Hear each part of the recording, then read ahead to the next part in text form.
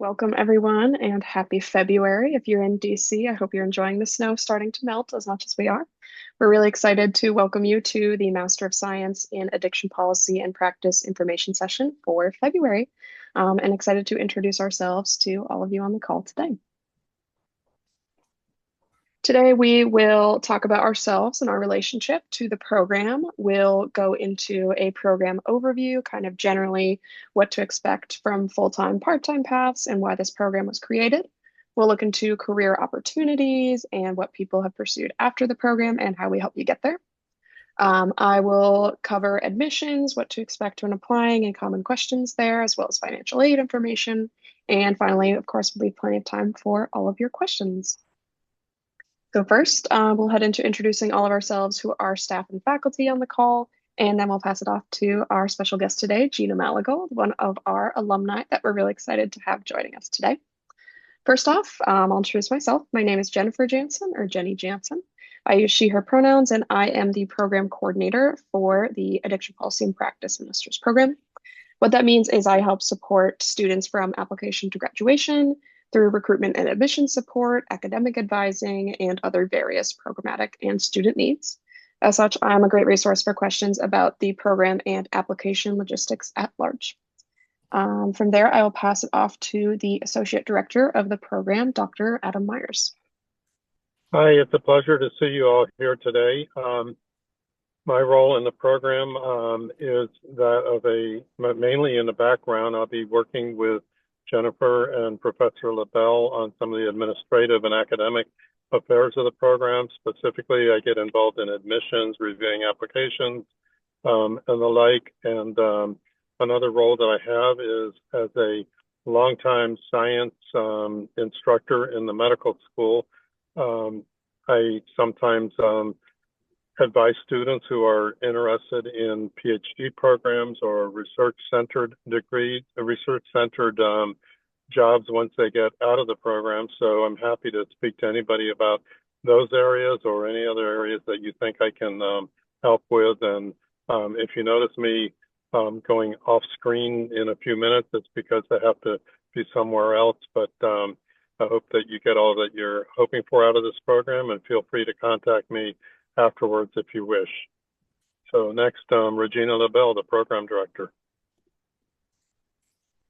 Hey everybody, thanks so much for joining us today. My name is Regina LaBelle. I am a professor and the program director in the Master of Science in Addiction Policy. In that role, I oversee, interact a lot with the students. I teach classes in the fall, the spring, and the summer, and, help each student succeed and fulfill their priorities. So with that, I'll turn it over to Gina Malagold, one of our alumni. Hi, everyone. My name's Dr. Gina Malagold. I am the Director of Multicultural Affairs at Song for Charlie. Song for Charlie is an LA-based nonprofit, but we're national in reach. And in my role, I reach underserved communities. So I work with leaders from tribal communities, the Spanish-speaking Hispanic communities around the country, Black communities on different efforts to bring fentanyl and fake pill education in a way that resonates. And I am the proud graduate of the first cohort of the Addiction Policy and Practice Program 2022. And I am also the proud sister of Dylan Malagold, my little brother, forever 26, who lost his life to a contaminated fentanyl pill, which is what led me to take on this program. And it was really a life-changing choice that has guided me in everything I've done ever since. So I'm so excited to be here with you and answer any questions you have and share a bit about my experience and the work I do and how I carry the addiction policy program and my family of colleagues and faculty with me since graduation. So thank you so much for coming on. Yeah, thank you so much for joining us, Gina. It's so wonderful to have you here and see you again. I will pass it back to Professor LaBelle to talk more about our faculty, but also feel free to type in the chat where you're zooming in from and what you're kind of excited about or looking for through the program today as we go on. So we have, the nice thing about developing a new program is that you get to really, identify who the best in the field are and who you want to kind of shape the new addiction policy field. So I'm just going to go over who we have teaching in the program, starting with Dr. Amanda Lattimore. She's now with Shoulders of Giants Consulting. She's an epidemiologist by training who has done a lot of work with Johns Hopkins as well as with the city of Baltimore. In the fall, she teaches social epidemiology and addiction. And next is Dr. Brandon Del Pozo, who is an assistant professor at Brown University. In the spring, he teaches, last summer, we'll explain that in a bit. He teaches comparative approaches to addiction policy. Dr. Del Pozo brings a really varied background. He has a PhD, but he also is a former law enforcement officer. He was the chief of police in Burlington, Vermont. He was also with the New York Police Department, and he has a rich scholarship in the area of policing and addiction. Next is Dr. Wilson Compton, who is a deputy director of the National Institutes of Health Institute that does all of the drug research. He teaches both in the fall and the spring, Foundations of Addiction 1 and 2. And again, he has a lot of research and scholarship in this area. Next slide, please. Our next three professors are Dr. Emily Einstein. She teaches the fundamentals of neurobiology in the fall. She is the Senior Director of Quality and Science at the American Society of Addiction Medicine, which is the specialty society that represents addiction medicine doctors. Next is Dr. Christopher Jones, who is the director of the Center for Substance Abuse Prevention at HHS's Substance Abuse and Mental Health Services Administration. Dr. Jones is a pharmacist by training, a prolific researcher, and he teaches data and statistics of drug policy 1 and 2 in the bookend summers of the program. Next is Dr. Khalid El-Sabawy, who is an associate professor of law at Wayne State. She also does a lot of research with us at where I wear my other hat at Georgetown's O'Neill Institute at the Law Center. She teaches a survey course in the first summer, U.S. Addiction Policy. Next slide, please. And then finally, two esteemed scholars, researchers, and colleagues, Shelley Weissman, who is an attorney. She also works with me at the O'Neill Institute. She teaches right now in the spring, she teaches mental health and addiction law and policy. And finally, Beth Connolly, who is a senior principal at Winning Strategies Washington. She teaches healthcare finance in the first summer. And Beth has a wealth of experience both at the state level as well as in the federal government. She worked at the Office of National Drug Control Policy. She was in the Christie administration in New Jersey in the health department. And, all of our team bring both research skills as well as a depth of knowledge in these issues and real world experience to our classes. Next slide, please. So this master's program is unique. And, the reason we started this program, as Gina knows, when she was in our first cohort in 2021, I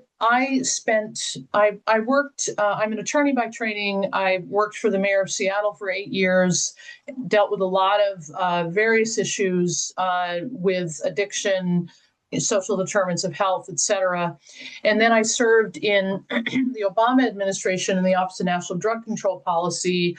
I was there for 8 years, where I was in the last 4 years chief of staff. And I also served in the Biden administration as acting director of the Office of National Drug Control Policy.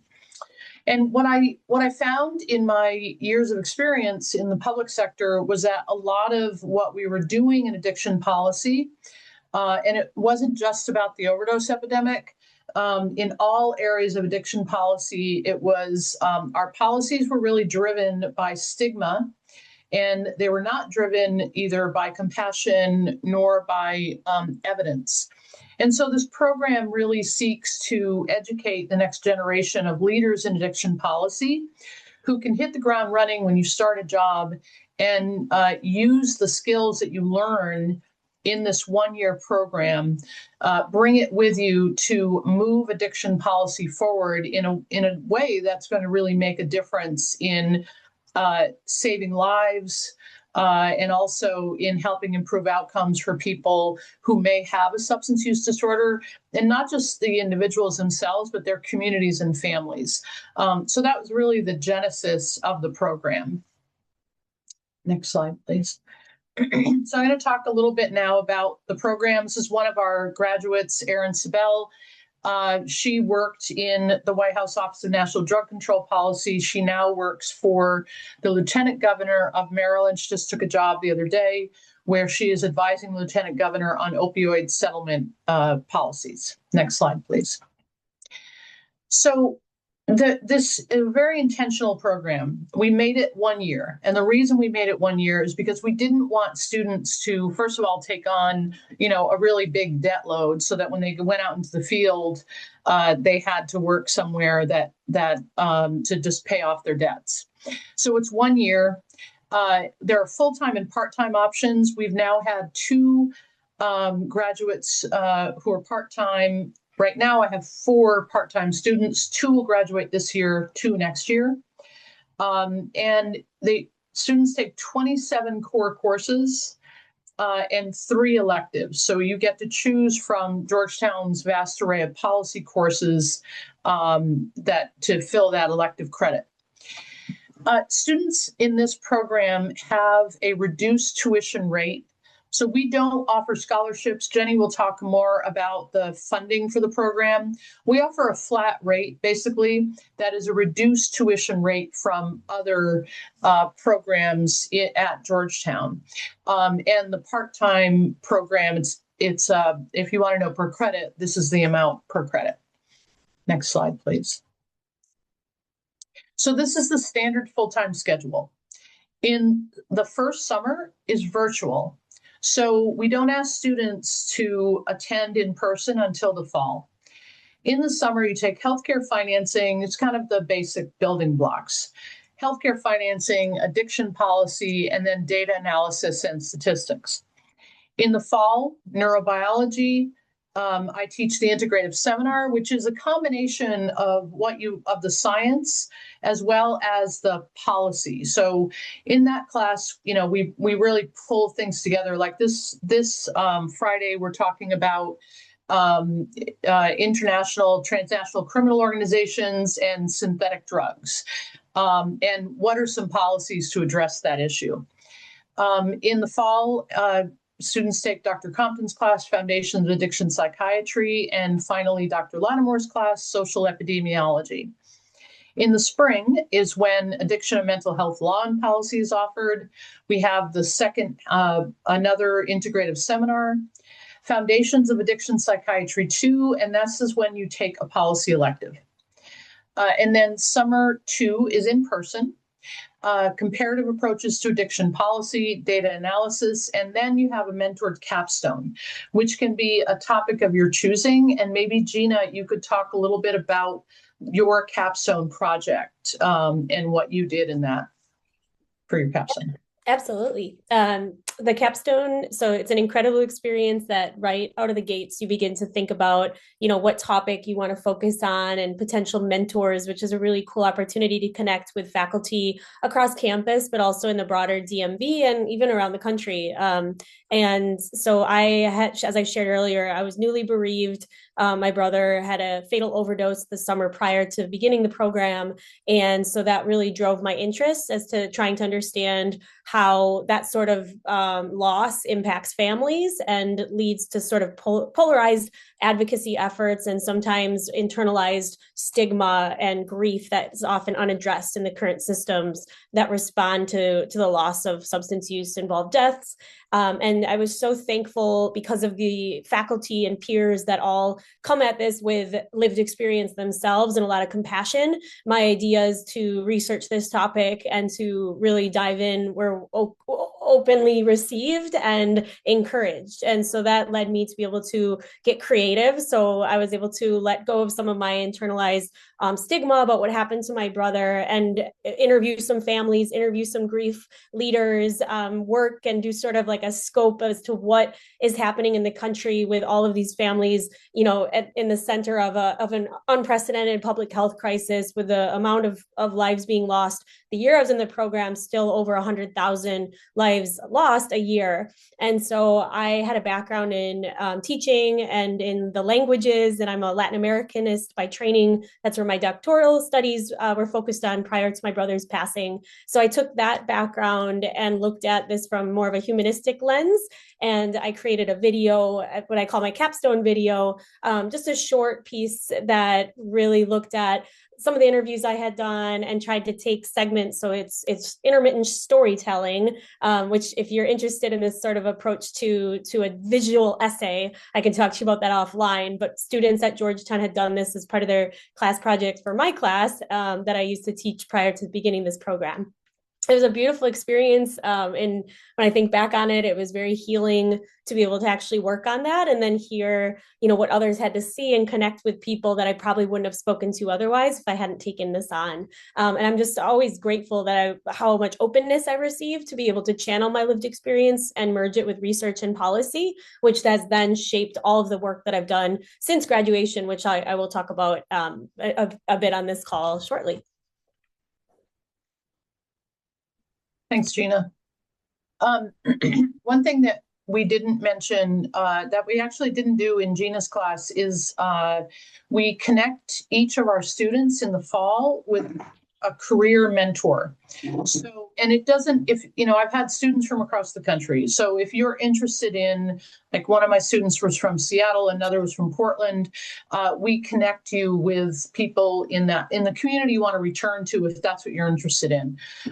So that's a really important piece of this. The addiction policy field is fairly small, but it's also really connected and tight knit. And we have a lot of people who are really rooting for our students in this program and want to help. So this is the sample part-time schedule. You know, it's an abbreviated program. And it doesn't have to be exactly like this, but we have found that this is the best way for students to complete the program. So there's year 1 and year 2, and then with the next cohort, you take comparative approaches to addiction policy and the mentored capstone. So next slide, please. So our students are, as it says here, we connect each student with a career mentor in the fall. You know, this program is certainly about, you know, evidence and research and scholarship. But we really are looking to have an impact on the addiction policy field and addiction policies at every level of government and in the nonprofit sector. So our students, when they come out, here's a picture of one of our students, Ben Freyfeld, who also works with Maryland. He works on their opioid litigation settlement funds. And you can see on the left side, this is just a smattering of where our students work.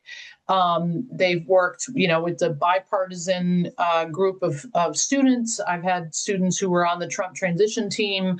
I had students worked in the Biden White House, and as well as, you know, various nonprofit organizations across the country. You know, we have not all, we have many students from the Midwest, a lot from the Mid-Atlantic and the West Coast. So it really is, you know, a nationwide group of students. So Gina, I don't know if you want to talk about your specific career path that you took.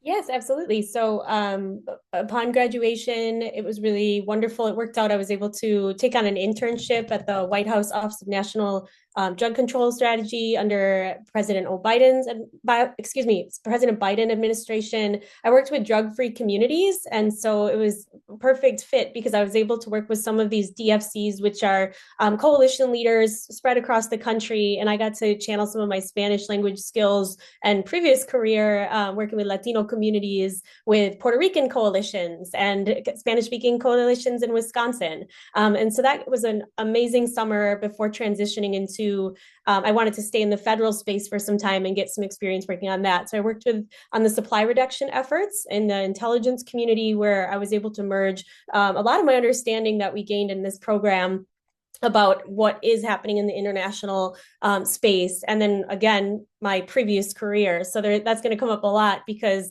what's been really amazing is if different people come at this with different life experiences and academic training, and this program really sets you up for success in a variety of fields. So I worked in the government for about 2.5 years, and I realized that I wanted to channel a little bit more directly on the prevention side, and that aligned well with a family that had been impacted that I met while working as an intern at the Office of National Drug Control strategy with my colleagues there. We had set up a convening of families that were impacted by overdose, and that convening was indirectly inspired by the work I had done on the capstone that I mentioned earlier. So I met a family and we had aligned visions and had a similar lived experience, and they asked me if I would help them to create a Spanish language prevention model. And so we put together a team of experts, people with lived experience, addiction scientists, physicians, advocates, and some of my fellow classmates who identified as Latino or Spanish speaking to come together, and we did a gap analysis. We put together basically a nonprofit program, the first of its kind, to address how overdose and substance use is impacting Latino communities. And that program is called La Nueva Drug Talk.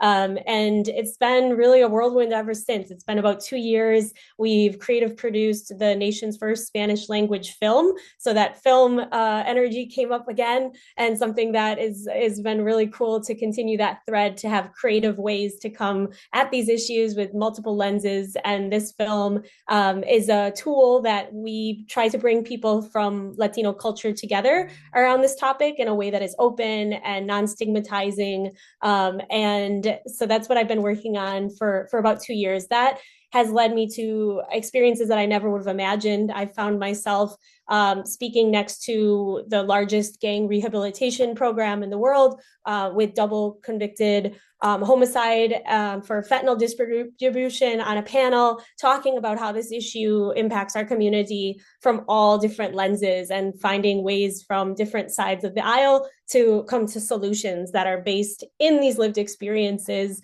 Major League Baseball found our program and has now officially designated La Nueva Drug Talk and our messaging around fentanyl and fake pills as their go-to resource to educate Spanish-speaking players. So Major League Baseball has, I'd say, over half the league, especially minors who have Spanish as their first language and have traced their origins to the Caribbean and Latin America. And so it's been an absolute honor to stand in front of the LA Dodgers and speak about fentanyl and my brother's story, and get to work with coaches and team psychiatrists. And I honestly believe that this program, without having had the opportunity to, hear what Dr. Wilson Compton from NIDA has to say about the intersections of prevention and community-based solutions, or to be able to dissect a brain in the neuroscience and neurobiology of addiction, I wouldn't have had the confidence and inner sense of, okay, this is an issue, I can come at it and work with all sorts of stakeholders. And so I owe everything that has happened to the fact of the faculty and my peers in this program, who setting me up to have a really exciting career in the addiction policy space that really feels like it's just getting started. And there's just so much work to be done. And this issue isn't going away. And the way it impacts our communities, the Latino community is the community I represent, is just so multifaceted. And we have to come at it creatively and interdisciplinary. And that's what this program is. So I'm happy to dive into any of those experiences and how those connections came about. But that's more or less the trajectory from the past 4 years since graduation. Great. Thanks, Gina. Next slide, please, Jenny. So, that the opposite of addiction is connection, and we really try to live that every day in our program. And, many of our students and faculty are people with lived experience, as Gina has said. And so we have a variety of ways in which students can get involved. We encourage people, Georgetown is part of the DC community, so we encourage people to give back to the DC community. Through here, we've had, students distribute naloxone. We have a Georgetown Day every year, an annual day of celebration at the end of classes. And we have Hoyas for Recovery, which our students started a few years ago. It's an on-campus recovery group that the students kind of pass along the torch of leadership every year. There's a dedicated space in one of the main campus buildings that students can just relax, get to know one another, have fellowship. And there are, many different, we've had also last year, we had a Mobilized Recovery campus event. We had a panel with our students talking about Hoyas for Recovery.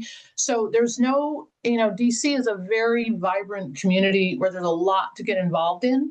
And I found that our students, are never at a loss for ways in which they can learn more beyond the classroom. Next slide, please. So I'll turn it over to Jenny. All right, and thank you again to Gina for sharing your story and your experience in the program. It's so fantastic to hear about all the amazing things you've been doing. And as we said, our community is pretty strong, so it's always great to see Gina coming to events and things like that. There's always a connection between alumni and cohorts, which is something that we hold really dear to the program. So definitely feel free to kind of get involved with the community, get to know people, talk to their experience to the program, because they're usually very willing to share. Great, so pivoting to applications and common questions about applications.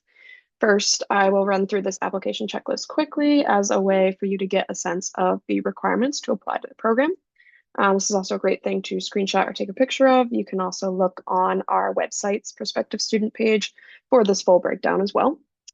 Essentially, you will fill out this online application form through the general Georgetown grad portal, which is gradapply.georgetown.edu. You will need to submit an application fee as our priority deadline has now passed. That is a $900 fee to apply to the program. Then you'll provide an academic statement of purpose. This is approximately 500 words in which you'll discuss your academic journey, what brought you to apply to the program, and what you hope to get out of it. Otherwise, there isn't really any specific prompt. We just want to get to know you and what brings you to apply to the program. Next up, there is an optional statement in the portal. However, we do strongly urge applicants to fill this out. The reason for that is this is a great way to expand on your personal background and experiences and how they contribute to your interest in the field. And we know that's something that can be very close to people who are interested in studying addiction policy and drug policy. It's also a great way to demonstrate that you'll be an active contributor in our community, and we really welcome any opportunity to get to know you more through your application. Next up, you'll submit a resume or curriculum vitae along with 2 letters of recommendation. If you're early in your education, for example, currently completing a degree, we would love to have at least 1 recommendation from an academic you've worked with, such as a professor. However, we do have students and applicants who are long out of school who have still been equally successful in the program. So we will accept 1 or both letters from a trusted professional, like someone you've worked with, if an academic is not possible. Another good thing to know here is we will accept the names and emails of recommenders by the application deadline, even if they have not uploaded their letters yet. You do not need the recommendation letters in hand in order to submit your application. There is a sort of wait period of 1 to 2 weeks where we'll wait for your recommenders to submit their letters, even if you've already submitted your application itself. Next up, you will need to submit your unofficial transcripts. As soon as it's available, we'll also need a transcript that is your official one that confirms you have completed an undergraduate degree, if that's something you're currently working on. But again, unofficial transcripts are perfectly fine. For submission, we just like to see all records of academic history at the undergrad and graduate if you've done other graduate programs levels. Finally, if you are someone who studied outside of the United States or attended a school where English was not the primary language of instruction, we require a demonstration of English language proficiency test. Again, this is not required if your school taught primarily in English. However, if they did not, you'll see on the right in this bottom blue box the minimum scores on the TOEFL and the IELTS test in order to be considered English language proficient for terms of being admitted to Georgetown. You'll notice the minimum IELTS score is a 7, and the TOEFL score has recently changed their grading system. So now it would be a 5.0 on the new version of the test or a score of 100 on the previous version of the test. You'll also see there, we do not require a GRE test to be submitted to us. That is entirely optional and won't impact admission if that's not something you submit. Other things to consider for being eligible for the program. Firstly, all applicants must hold a bachelor's degree or equivalent from an accredited institution. That should be equivalent to 4 years of undergraduate study in the United States. If you are an international student who's not sure if your degree equates, I recommend submitting a WES evaluation to the university because that's a good way for us to translate, so to speak, your transcripts into the United States grading system. Next up, as you've probably gathered by now, this is a program that's really defined by its passion for getting out there and making a change in the field and in communities impacted by substance use disorders. So demonstrated interest in addiction policy is really, really important to us. We love to see interest in public policy, social science, healthcare, or community service. All of that's strongly preferred. And of course, consideration will also be given to individuals with lived experience. We have people come into our program who have lived experience, who have experiences with family members, or some who are just interested in the topic. And all of that is something we really welcome and we feel like really rounds out our cohort. So if that's something you're comfortable sharing, we'd love to hear about it. Finally, a minimum grade point average of 3.0 on a 4.0 scale is required by the Office of Graduate Studies, which allows us to admit students. However, I do want to draw your attention to that blue box in the bottom corner because we conduct a holistic review of applications. We have a smaller cohort, typically around 13 to 15 students, so we have the ability to really go through applications, get to know people, and understand what brings them to the program. We know that not everyone has the same educational journey. And with that being said, we do want to encourage you to still apply if you're concerned about one or more of these eligibility requirements, but still feel like you're an otherwise compelling applicant. Just make sure to address that in your application, discuss your history, what really brings you to the program. And in some cases, we are able to make successful appeals for a special student admit, maybe an admission with stipulations if needed for students we still think are compelling applicants to the program. So definitely feel free to reach out to us at our email, addictionpolicy@georgetown.edu, if you are really interested in admission but concerned about eligibility requirements. All right, here are the application deadlines I alluded to earlier. Our priority deadline has passed, but just for your information, we offer free applications up to January 15th every year for all applicants. After that, we usually do not offer fee waivers because it's open until January 15th, but that's still something you can reach out to us if you are interested in asking for. Our regular deadline will be April 1st of this year. That is the last time you can submit an application. The application fee is $90. And applications will be reviewed on a rolling basis from now until that date.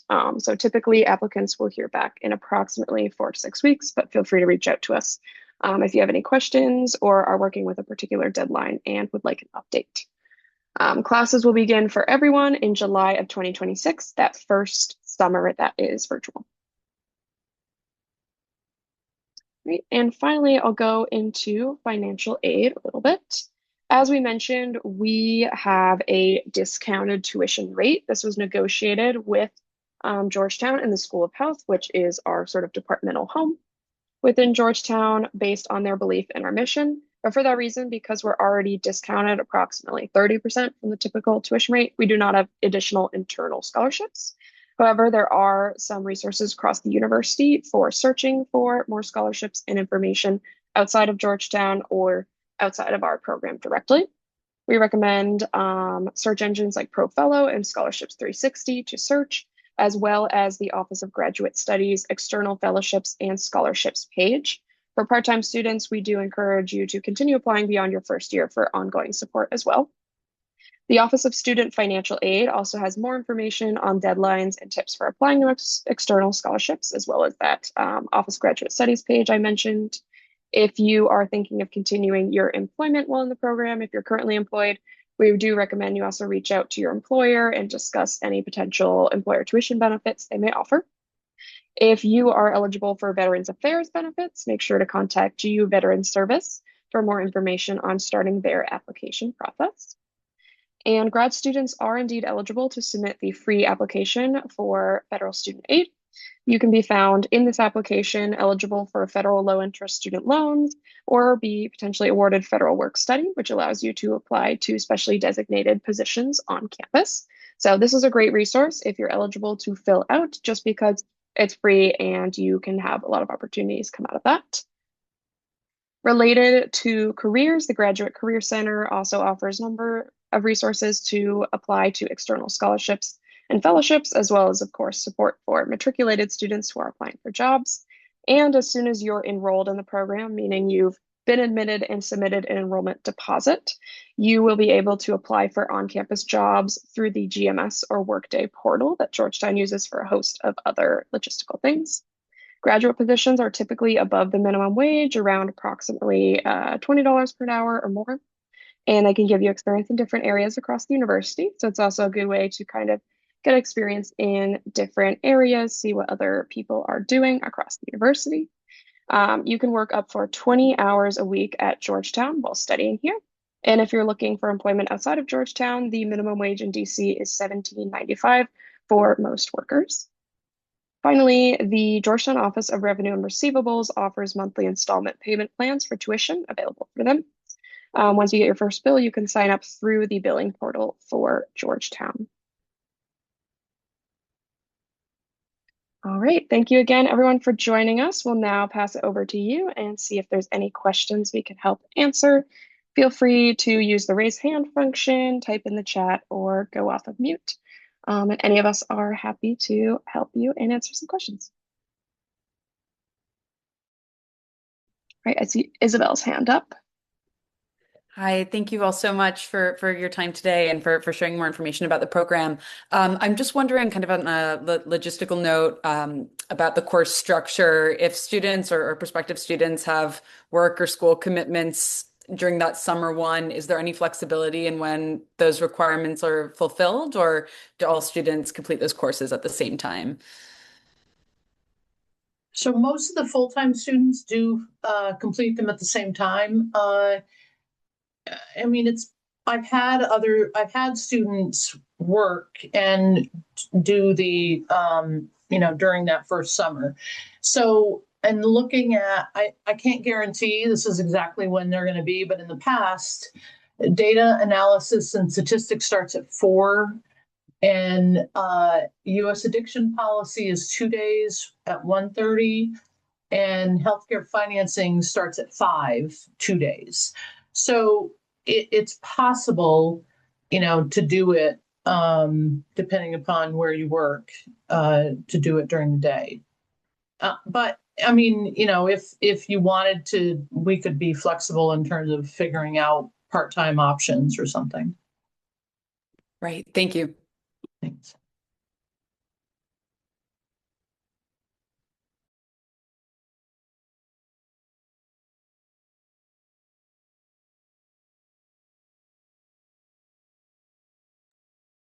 All right, any other questions?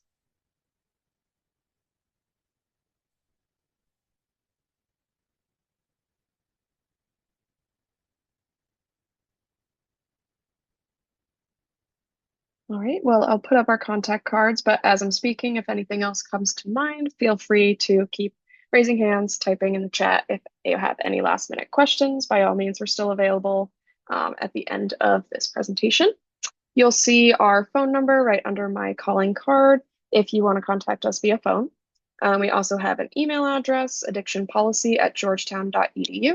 Both of those ways are great to contact us. Contact form on our website as well. You can use any of those to reach out. Some services we provide are, besides answering all the general questions, you can attend a class in person or virtually. You can get in touch with an alum or a current student, especially if you're interested in a certain background or, say, a perspective on something like being in part-time work or being someone who's coming from outside of DC.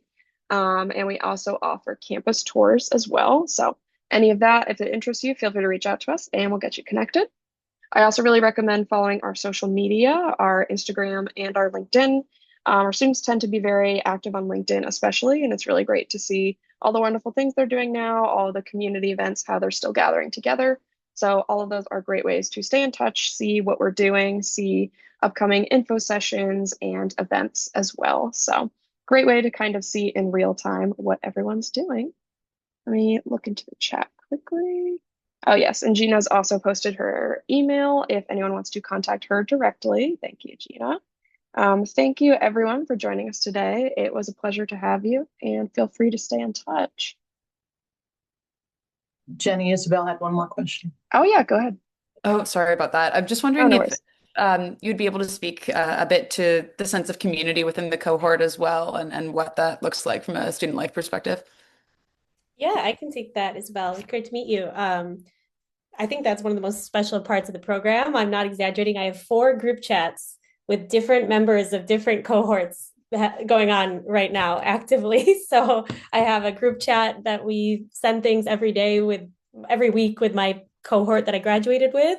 And then because of the community that Regina and the addiction policy program fosters with annual events and conferences and summits, we're really like a tribe. And so that leads you to meet new friends and you end up working together unexpectedly on aligned projects. So a few of my colleagues are at the same state office working, or I've served on multiple interviews as a recommendee to some of the other cohorts. And I've looked at some CVs, or I've asked for advice professionally from some of colleagues. So, and then the faculty, not to mention. So I did 3 advanced degrees prior to this program, and I never had faculty receive me in the way that this program did, in terms of that ongoing support, that you can still count on them to lift you up through different, career transitions, or to offer you, hey, would you want to speak with me on this panel? And that it's very unique. And so we're extremely close knit, despite being perhaps geographically spread out or in different phases of our careers, or coming at this